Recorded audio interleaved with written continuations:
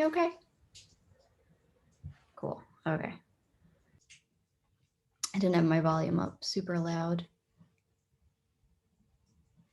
I don't know what that's asking. All right, I'll share my screen. All right, can everyone see my slides? Awesome. Oh, and yeah, I mean, if people want to interject and ask questions and stuff, totally fine with that. I don't really have a super strict time. Wait, so what is it? 4:06. So I have about an hour-ish. Okay.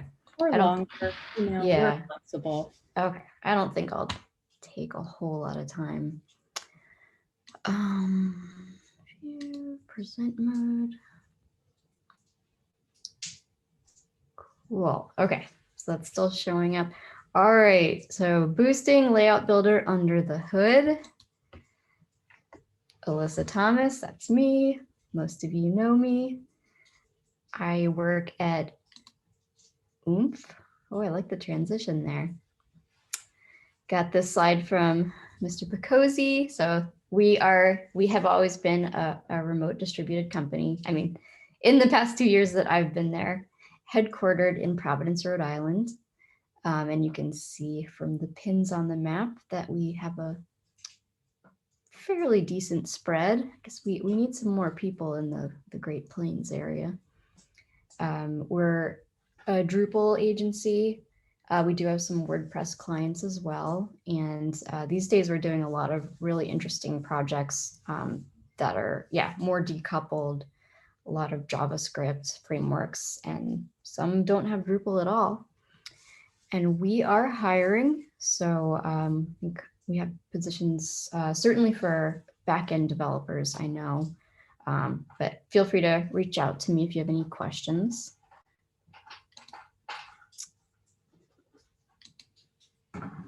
All right, agenda. So I'll be pretty brief in terms of just, mentioning layout builder and then the whole constellation of contrib modules that can extend it. Because I think a lot of you are very familiar. Or if not, there's certainly other talks that are great with just kind of intro to layout builder and more content that focuses specifically on it. So I'm going to spend more time talking about a case study, a project that Oomph did, and then getting more deeper into the technical issues. Brief demo, and then can share some resources.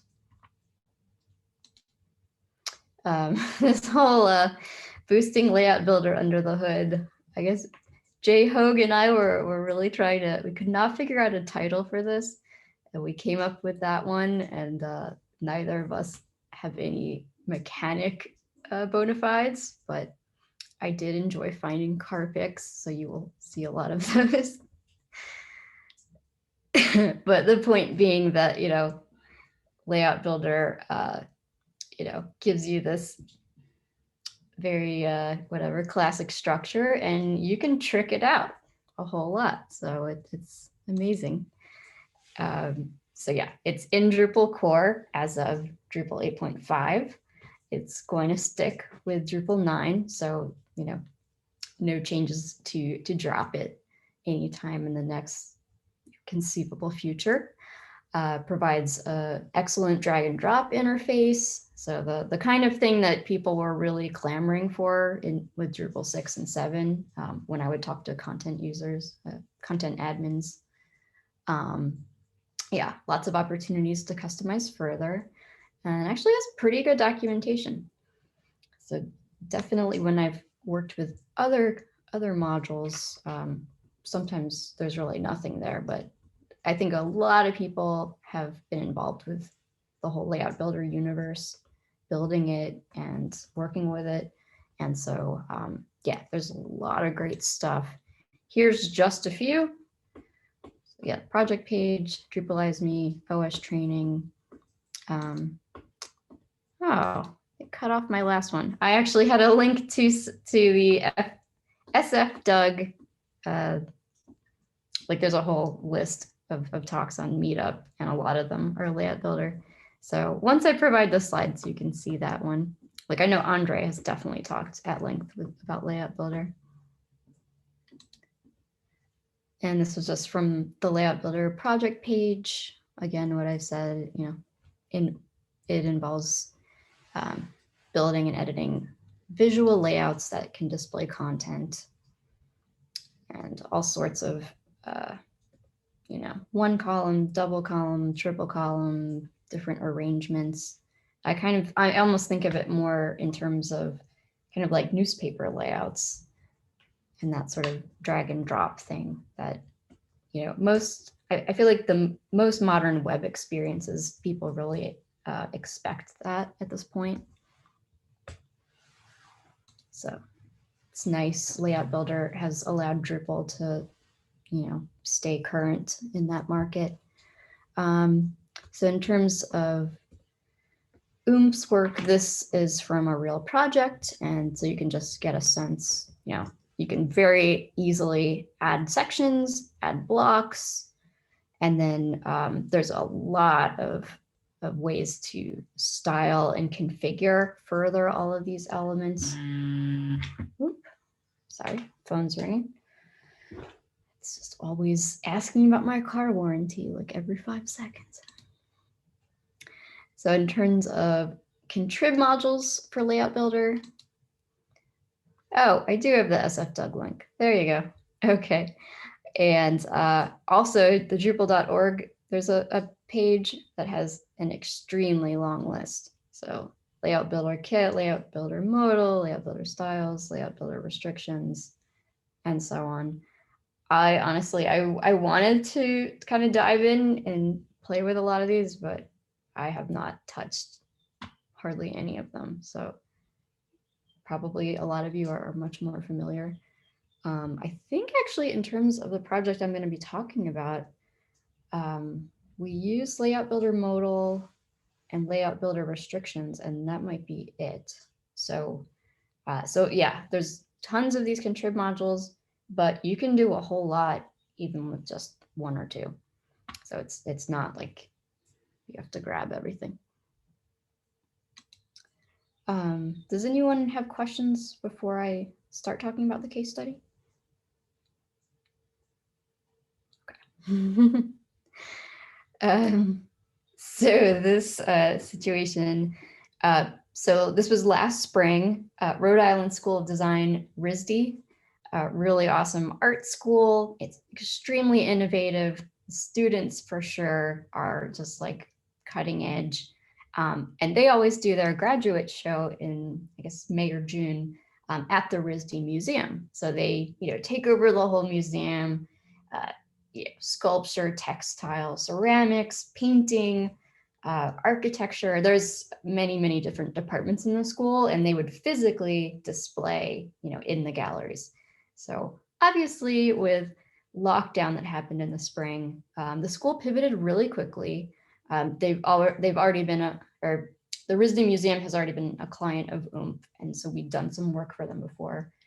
So they asked us like, hey, we have a project. Can you get this to be like an online gallery instead of a physical gallery for, both the senior show and the graduate student show? And yeah, I have a few links of other projects for Oomph that you're welcome to click around. RISD Museum site is really cool, and their RISD Digital Publications has some really, really interesting online shows as well. I don't know, I'm a huge, huge art fan and museum fan. And so the whole idea of like an online museum seemed really strange to me. But it's so cool to kind of get this totally different experience that's, curated online. And yeah, there's kind of a whole world that is into that. So, in terms of this project, there's sort of the admin side and also the student artist side. The admins, like, the school staff and such, they needed obviously a digital platform for artists to display their online exhibits. They needed to be able to add all of these people. So possibly bulk add thousands of new users. They're creating new roles, very specific permissions.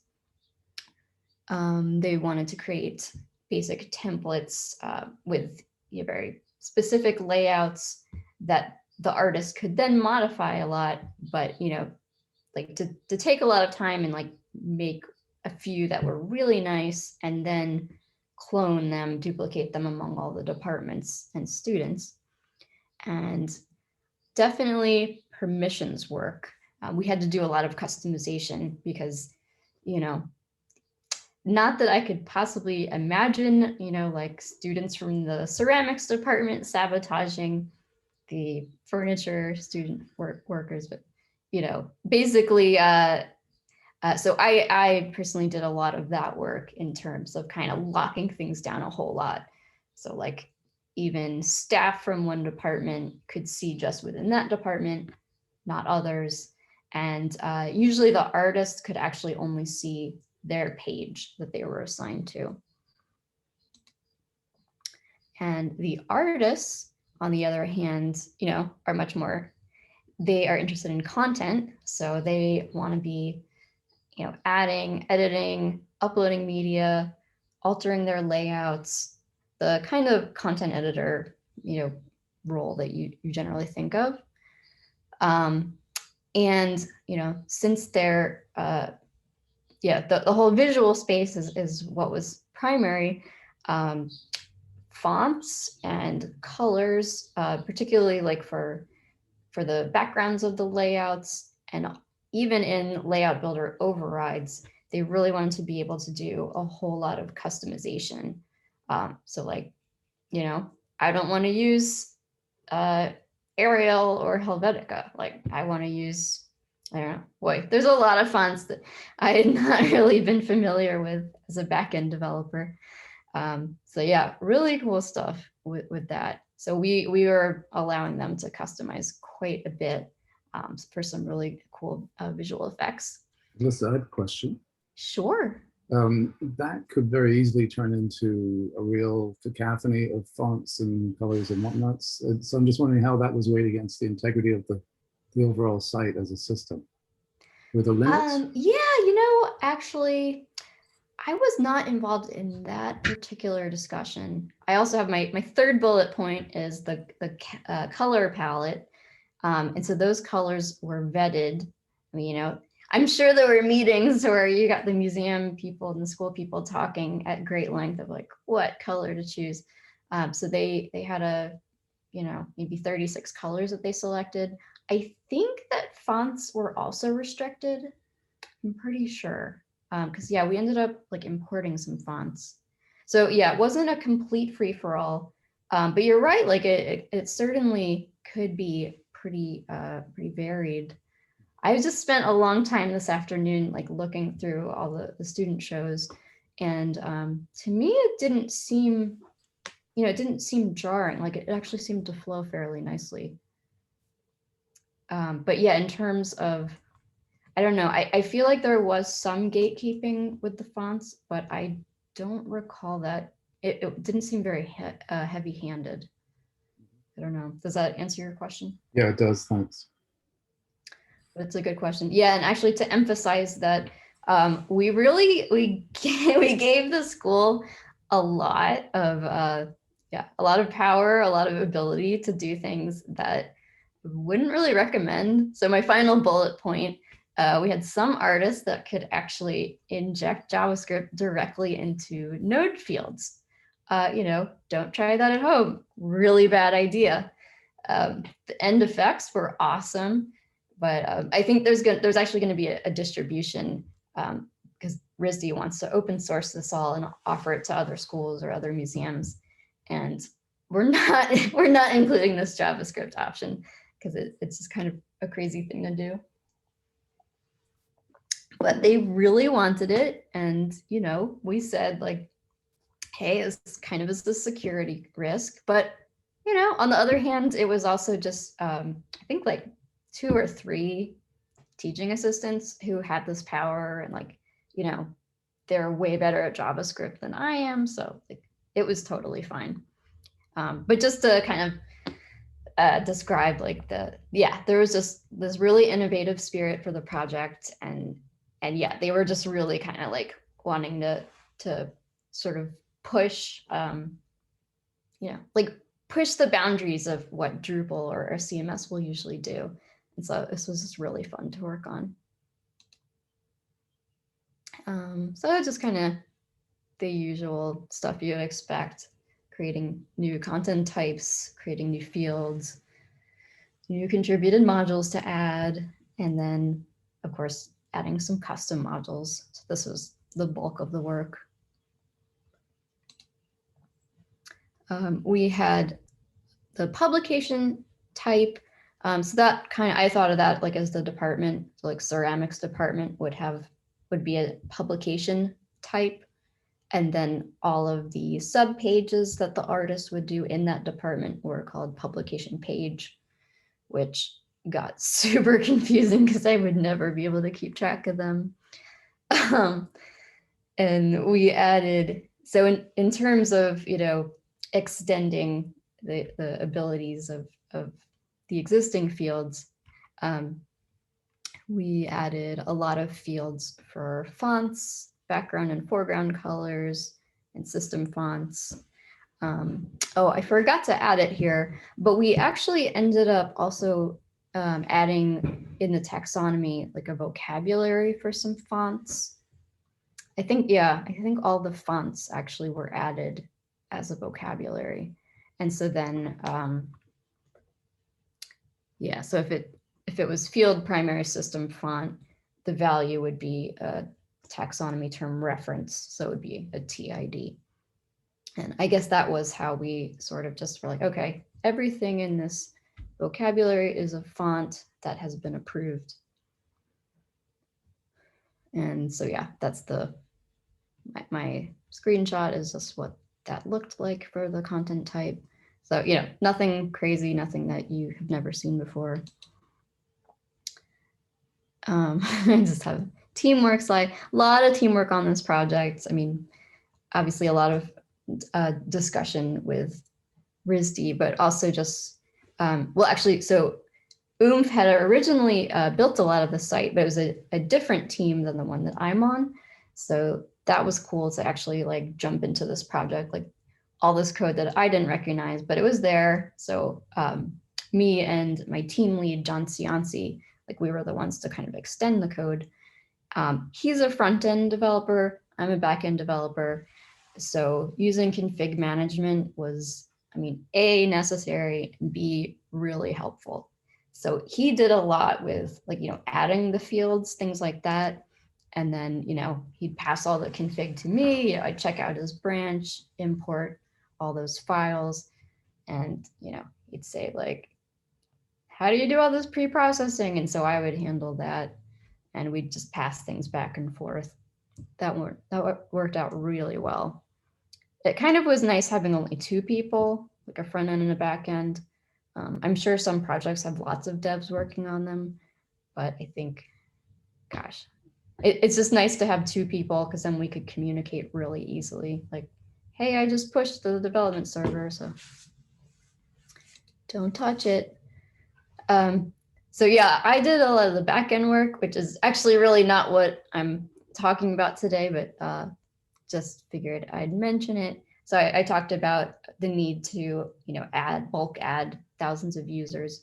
We use bulk user import for that. That's a contrib module, and it allows you to upload users. I think you could just upload it with a CSV file. So it would be just, whatever the username is going to be, user email, and then the role. So in this case, it would be either editor or artist. And then all the permissions work also, that required a custom module. And I ended up using Node Access and ACL. I think both of these modules are abandoned. Maybe not fully abandoned. I don't know. They don't seem well maintained.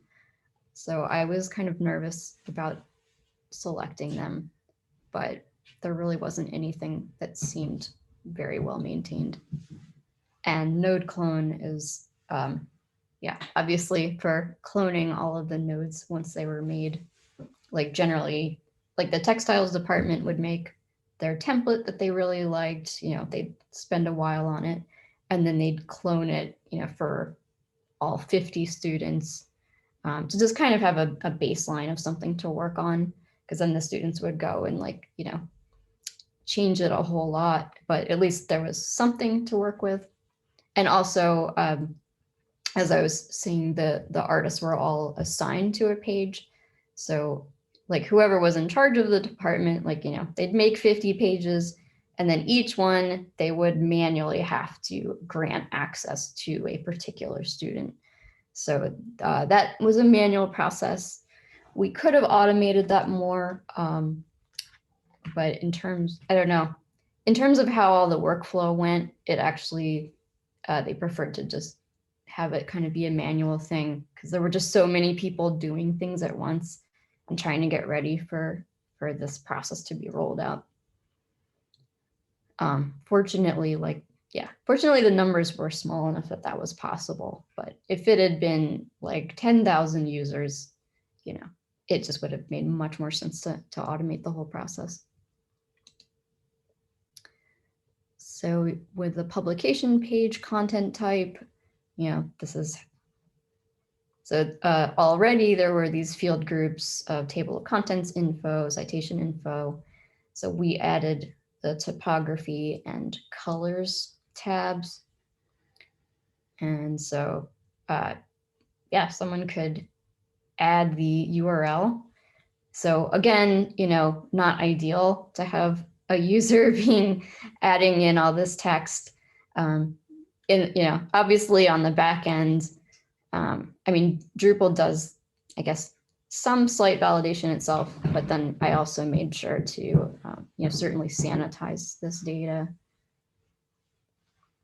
And that's the colors tab.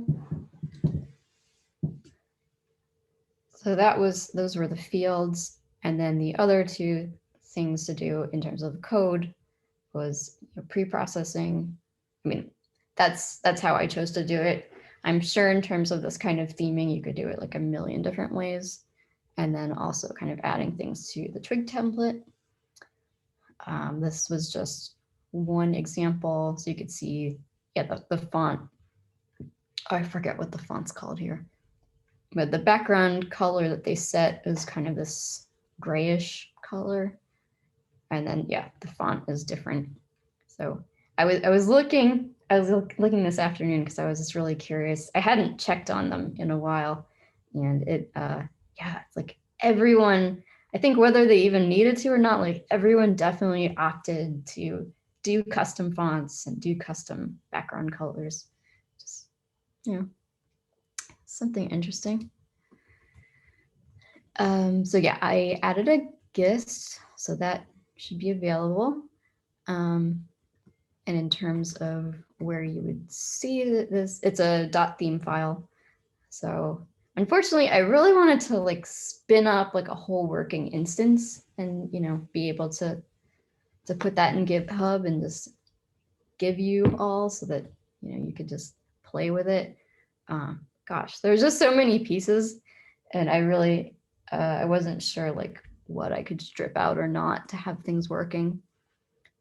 So in terms of just using a hook pre-process, so I just got the node, and here I'm just checking, it's got to be content type publication, I guess, or publication page. And so then I get that value from the node and then stick it in here. And then, so once I go to the twig template, it is available in this variables variable. So primary web font URL or whatever primary web font family is available to use just like that. And I'm sure if you're a twig wizard, you can probably retrieve it very easily as well. I always just I like to have the variables handy. So this was in your custom theme in my templates layout, html.twig template. And yeah, there's a bunch more stuff, but I put that in the gist. Gist. Yeah, so I mentioned like a lot of this project had already been built. Oh yeah, because there were some things that I kind of wanted to show because they're just really cool, but they're not what I did. They had already been there. So just wanted to give credit where credit is due. Yeah, this John Cianci definitely did a lot here. So what I showed you before was what you see in the node. So like the publication page, if you go to edit, that's where you would see, you know, like those font and color fields. These two screenshots are from what you would see in Layout Builder. So you can actually configure section and do these color and font overrides. And yeah, again, I think the colors were chosen. So there was a kind of a palette. And so there is a custom layout that was built before. Boy, this module, it has a lot of pieces to it. I really wanted to sort of show it comprehensively. Yeah, I don't know how many of you have made custom layout bases, because I have not done a lot with that, but I guess it makes sense. Like in the Drupal 8 universe, it seems like everything's a plugin. So blocks, layouts, etc. Okay, here we go. Here's sort of the bird's eye view. And you can also even, like I know that the project I was working on had a module.css file, and then a module.libraries.yaml file that kind of, you know, added the CSS. So this was kind of as basic as I could get it. So there was a layout directory. This layout base is in the plugin. The Mymodulelayout class, that really just set some constants. So actually that is not like hugely important. And the Mymodulelayout.layouts YAML is necessary to kind of register all of your custom layouts. And basically just, you know, the YAML file looks pretty similar to what your module info YAML file looks like. So just those basic key variable stuff.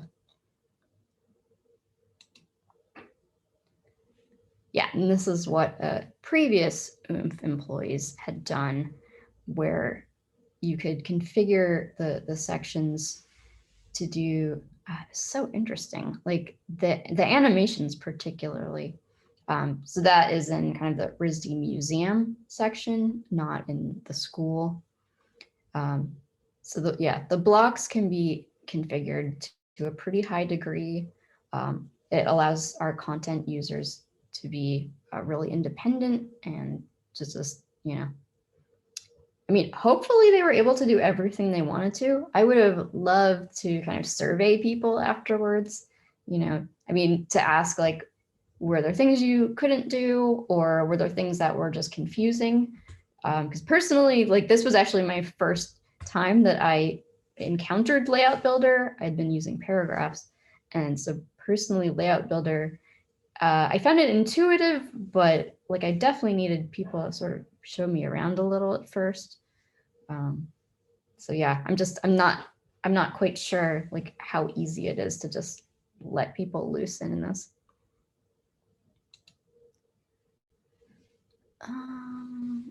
Oh, and sorry. So that kind of styling work,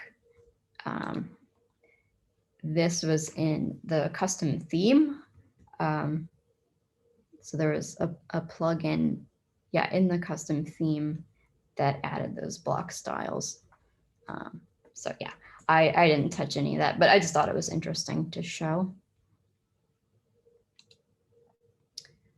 All right, so I would like to show a little bit.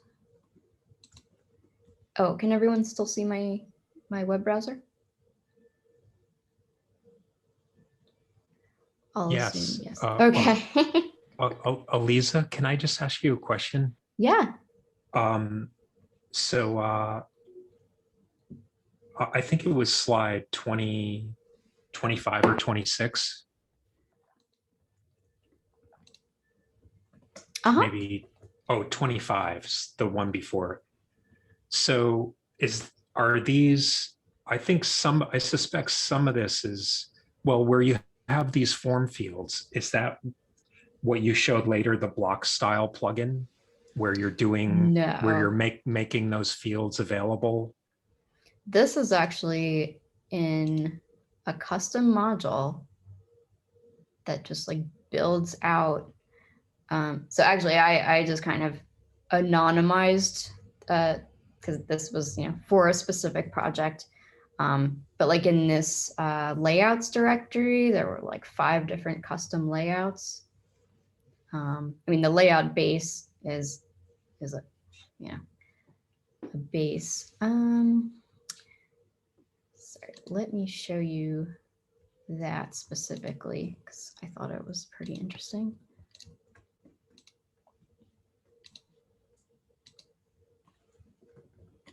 Here we go. All right, can you see my code? Yes. Great, okay. Sometimes Zoom makes it hard to zoom around.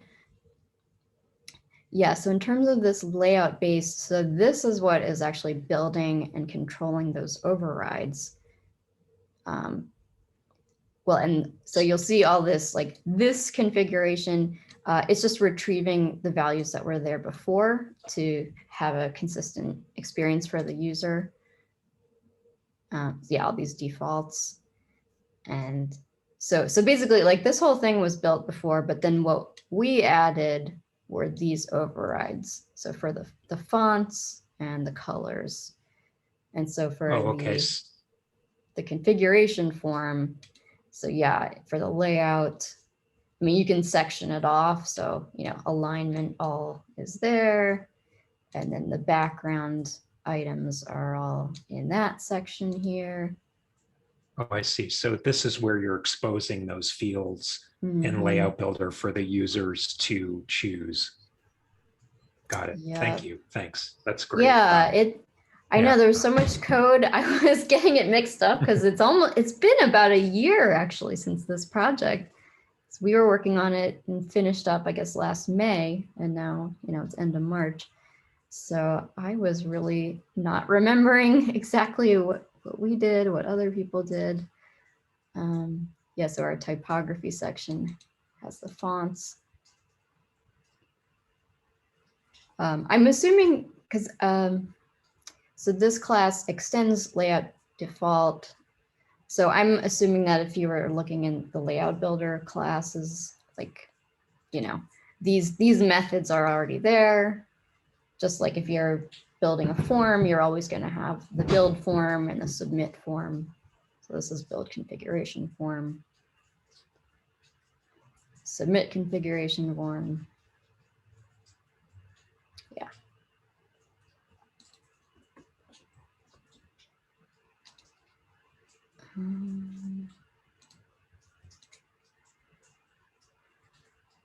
So in terms of, okay, so these were, yeah, so this is my publication page content type. This is, oh, so this is a real dev server.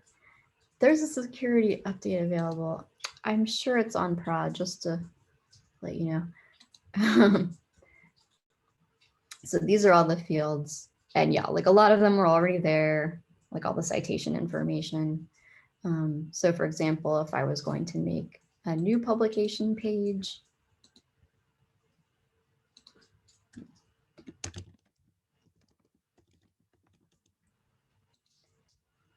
And you can see there's all kinds of stuff here already. So like for the graduate students or the seniors, different one-off projects, like there was a sculpture exhibit.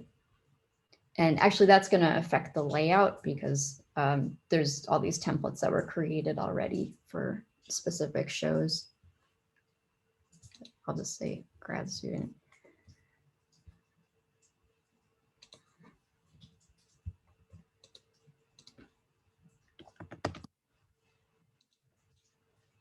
So that's where you could add your web fonts, colors. I usually add something horrible so it shows up.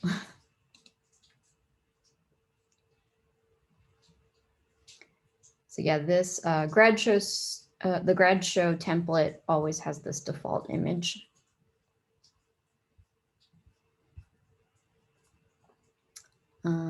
Oh, I thought I set the color to red.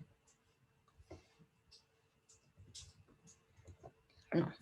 And in terms of the layout, so you can see there's these double columns. I think there's this has the triple column. So that is a lot of work. Like that custom module had all those different layout templates that were kind of those plugins that were built. But it's nice, you know, once you do the work, then you can do all this pretty easily. Like, you know, just adding a section, one column.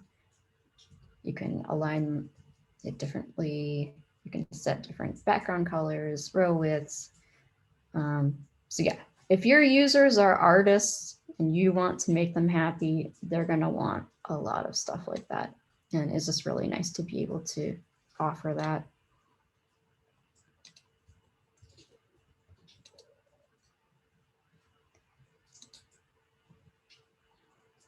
Oh, of course, they wanted carousels. Everyone always wants carousels. So John Cianci made that happen. I did not want to go anywhere near that one.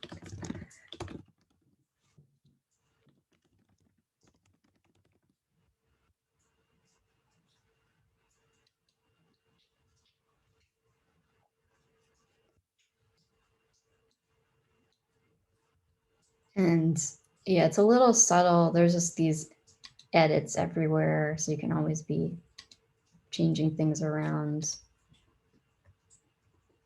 Like component background color.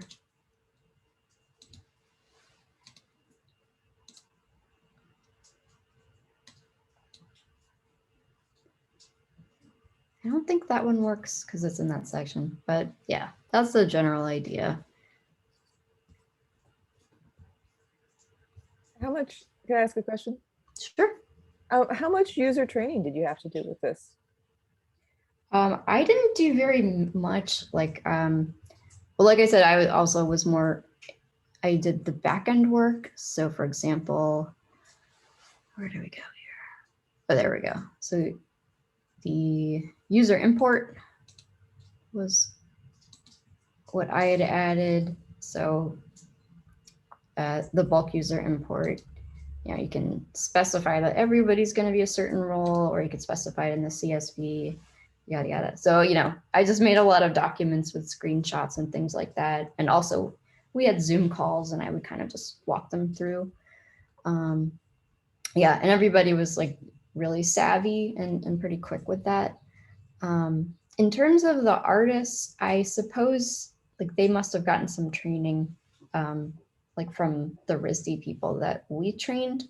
So I don't know. I just really have a feeling that, you know, the undergrads and grads just probably, they probably were just like, give me my login, I'll do the rest. So yeah, like I don't think we ever got questions about how do I add an image, which is kind of amazing because I'm used to, you know, I'm used to generally having to do a lot of training or just anticipating that, okay, this thing might be difficult, so we should do a lot of documentation. And with this project, it was really not a lot of content training. So just more of these kinds of admin tasks like this, or the grants. So the whole permission system is using, so that was a custom module that I built kind of on top of Node Access and ACL. So do we have, all right, got a test user. So this form here just lets me search for somebody like that. And then you can specify on a granular level, can they view it? Can they also edit it? Save grants. So that's how, that was that manual process of how, you know, I have this node and I have an artist. How do I assign the artist to the node? It's just done through this kind of clunky Drupal interface. So that's the kind of thing that I had to sort of walk people through. But in terms of the content, they seemed really independent with that. So do they create the node from scratch, or do you create it first for them? Yeah, they Oh, created they just everything. create it. Oh, wow. Okay. Yeah, so let's see, I wanted to show. So this is what the senior show turned out like. Oh my gosh, they love scrolling and like up and downs. I hope no one does have motion sickness. Yeah, so I forget who. Now I'm forgetting some of the people that were my contacts. But they made like the base template for the show. And then I think the department heads were responsible for the department pages. Yeah, I think these turned out really nice. So like,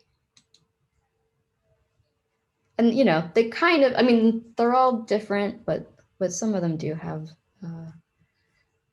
similarities. You know, like there we go. Gosh, the images are loading a little slowly today. I feel like with the rain, it's making my internet slower. So yeah, usually everybody sort of has a big hero image, and then you scroll down further and it lists out all the artists there. So the undergrads had a lot of departments, and then this was the grad show. A lot of motion there. Wow. I think this is actually all CSS. Like, I don't think they have videos.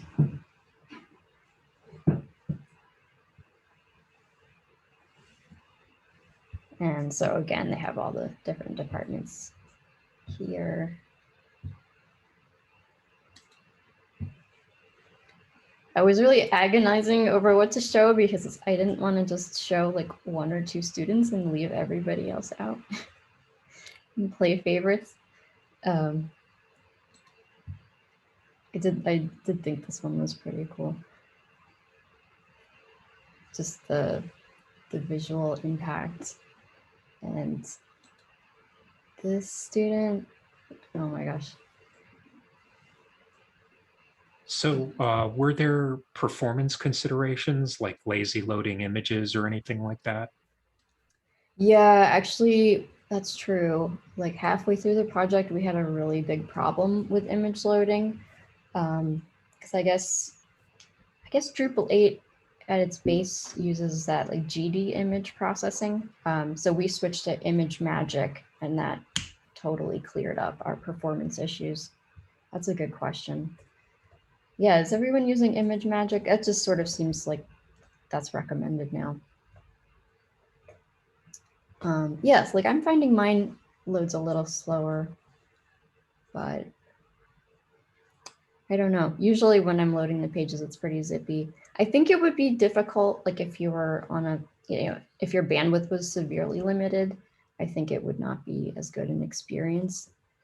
I couldn't really find pages that had an animation, but the RISD Museum, like those online galleries have a lot of video. And so I would think they might be kind of optimized differently because, you know, they're really going to want to be as fast as possible.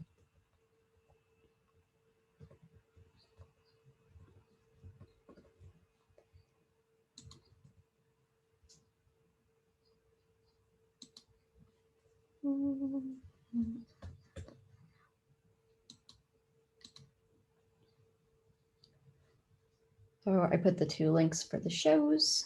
I really recommend just going and poking around. I don't know. I was so proud of it. The students put so much work into that. And especially it just seemed like such a crappy time for everyone and a crappy time to be in school. And like they really worked hard.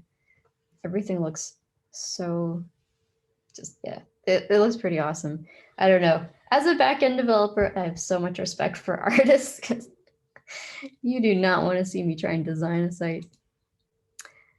So I put my code in GitHub. That's totally available. I think I also want to upload the custom module too. So I will do that. Jay Hogue had written a blog post before, and I've written another one that, you know, kind of recaps a lot of this stuff, which is pending publication, but it should be out pretty soon. And I definitely did not want to forget, you know, giving a big shout out to John Cianci. So he architected, you know, this whole situation with adding the fonts as fields and things like that. So he was the project architect, project lead, and then Kathy Beck and Jay Hogue made the original site that we worked off of.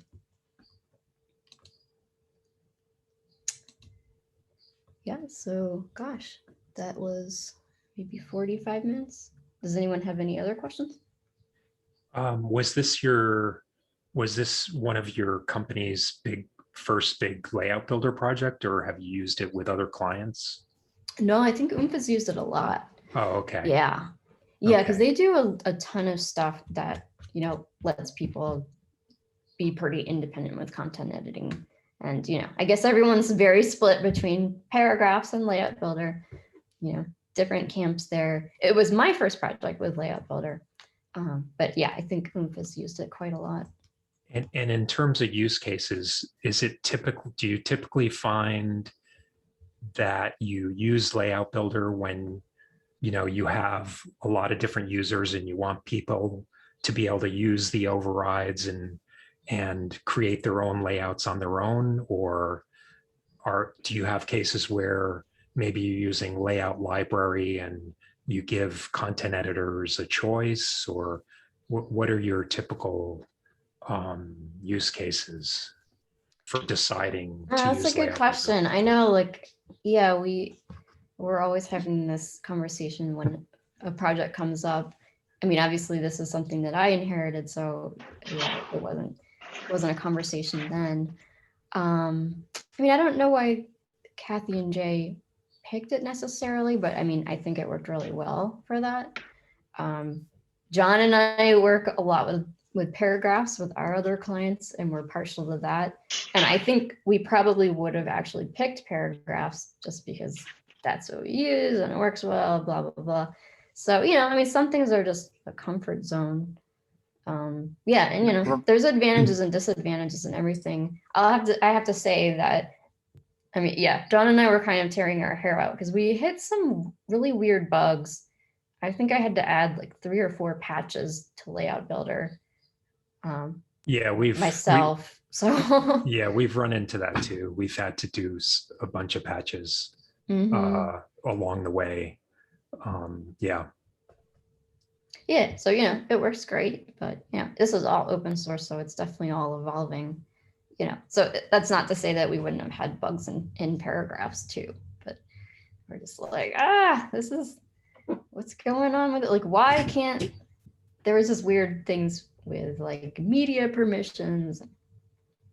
Do you feel that paragraphs is more mature at this point? I don't know, man. I don't feel like I can really weigh in on that whole battle. I'm Switzerland when it comes to that. Yeah, that's definitely a heated argument there. I personally use paragraphs as well, but I'm not against Layout Builder. The cool thing about Layout Builder is it's in core and using the block system, so it's easy to extend. But then paragraphs out of the box is a little bit more versatile in my eyes. So, you know, it's good to have both those bows or both those arrows in your quiver is probably the best thing to say. And we've actually adopted more recently a process or a flow where we actually use both. So we just launched a website for a major healthcare provider in Rhode Island, and that's using Layout Builder with paragraphs. Paragraphs at scale can run into performance issues depending on how you set them up. So, you know, Layout Builder being in core is a little bit more performant, I think. But we found instances where, you know, Layout Builder is great and does, you know, 80%, we'll say, of what we need to do. And then we bring in paragraphs in certain instances where they're not going to be nested and like where we need to repeat content to be able to kind of fill in that last, you know, 10 to 20%. Yeah, both have the possibility of shooting yourself in the foot when you start embedding embeds into embeds of embeds. Yeah. You know, that's just, you know, that's cool, but why? You need to rethink your content, in my mind, at that point. Yeah, those kinds of recursive weirdnesses. So I guess there's a new kid on the block, layout paragraphs. Have you folks used that at all? I haven't used that one yet. No. Oh, okay. Sounds I guess dangerous. Yeah. Yeah. Yeah, it's a contrib, and I've been hearing about it and reading about it and haven't tried it yet. But my best friend who works at Phase 2. He was testing it out and he said it was pretty interesting. Then you're gonna have the para out lay graphs module. Yeah. Yeah, I did some testing to lay out paragraphs, but it's quite hard to get it working the way that it brings some benefits. And it doesn't support multilingual, so you can't do translations. Yeah, that could definitely be an issue. Yeah, I have to say, like, in terms of accessibility, I don't think that a lot of these pages would measure up at all. Yeah, Unfortunately. and I was going to say that since Layout Builder's in core, it has all the hooks for multilingual out of the box. As to paragraphs, you kind of have to dance around a little bit. Mm-hmm. Well, I love what you did with the exposing those fields, Elissa, in the Layout Builder UI. I think that's really slick. Yeah, I thought that was really cool. I think one thing personally I think I would have done is maybe, you know, give them a select list of fonts so they wouldn't have to copy and paste. And maybe use color field or something for the color selection, just, you know, from that's kind of a UX type thing. But yeah, it's incredible. I love the way you did all that. It's well done. Yeah, Elissa, definitely check it out. Check out the show. Did you get a lot of feedback from the artists about their sort of reaction to it? Because I would think that students at a place like RISD would be very, very opinionated about kind of the visual impression they wanted to make. And I'm kind of curious whether they pushed the boundaries of what they were able to do, or if they stayed within guidelines. Did they not use features? I'm kind of curious how well matched their capabilities were with what they actually used. Yeah, no, I was saying, like, I didn't hear back from the users themselves, so I'm so curious what they thought. Oh, like, yeah, if they wanted more colors, we launched, I think, like June 1st or something, just like open to the students so that they could like get everything in, and then their show was 2 weeks later. And so, like, you know, initially there were some little hiccups, and, you know, had like some Saturday mornings. I think Pico, you were up there, you were awake as well, where we were sort of troubleshooting last minute issues. But after, you know, after we made sure everyone could like get into their page and do what editing they needed to do, I didn't hear back from them, but definitely curious. So little context there. Oh, yeah. And I was going to chime in. I was going to chime in earlier, but it was bedtime and I was muted, so nobody had to listen to that.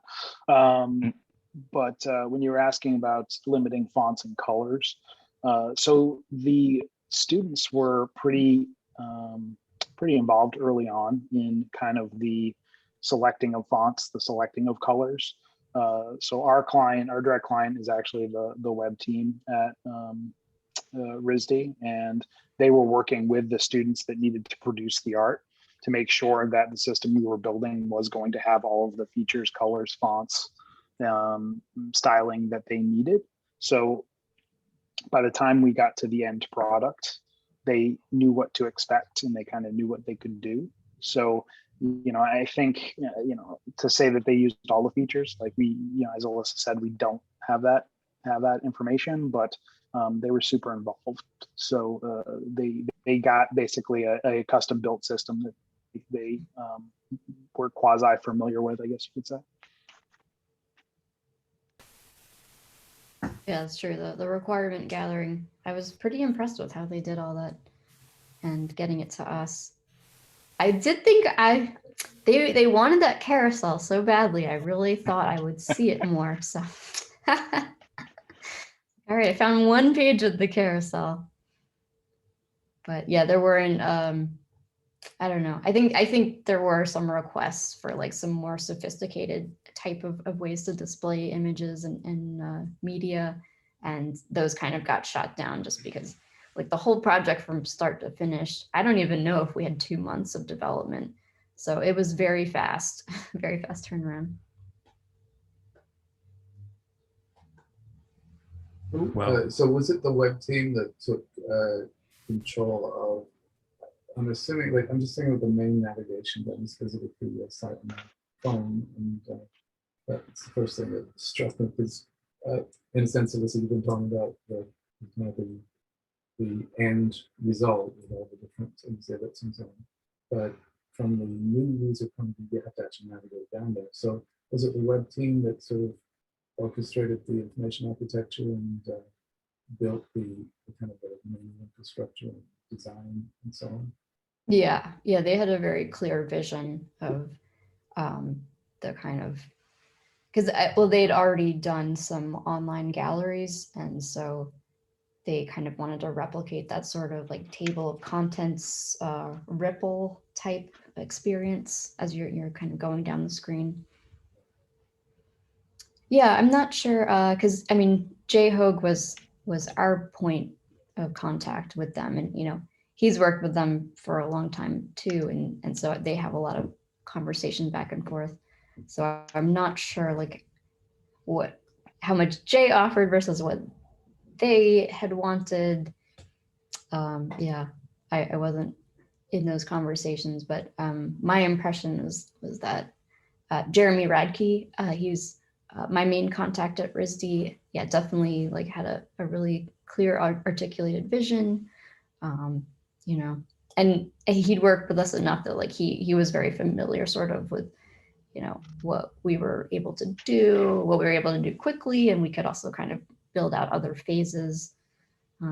Yeah, it's really nice to have a client who like totally gets the process, but who's also like he's definitely, I feel like, very visionary, and it's fun to have a client who's like, hey, but could we do this? Like, ooh, I don't know, maybe.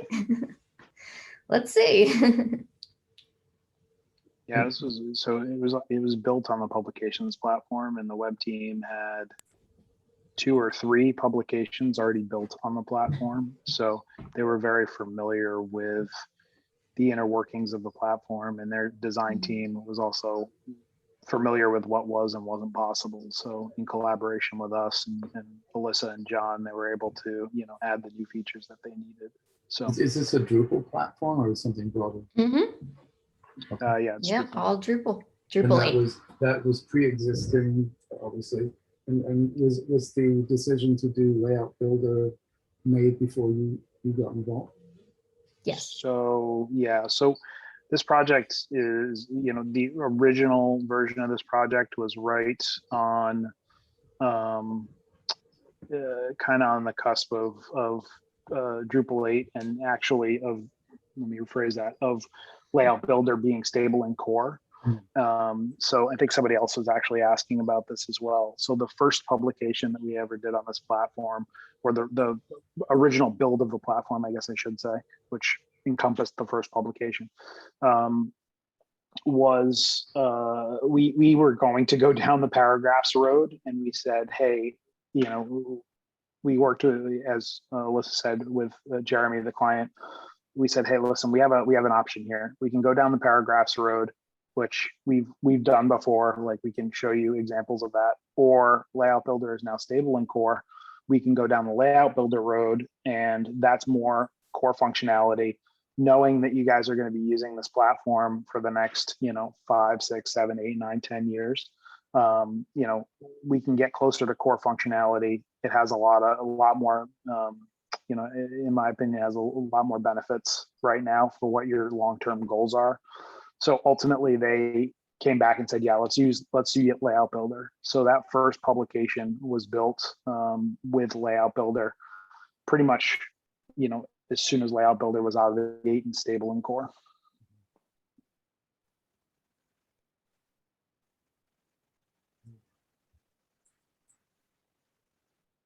Okay. Oh, wow. It's exactly an hour.